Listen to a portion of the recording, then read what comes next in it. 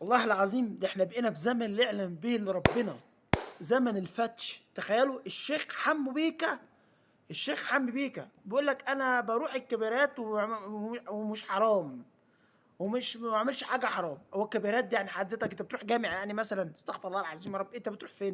الكبارات دي بيبقى مليان ايه؟ رق... رقاصين وراقصات، وزي ما بيقولوا مرقص، زي ما بيقولوا كده باللغه العاميه مرقص. انت حضرتك رايح فين؟ مش رايح كباريه؟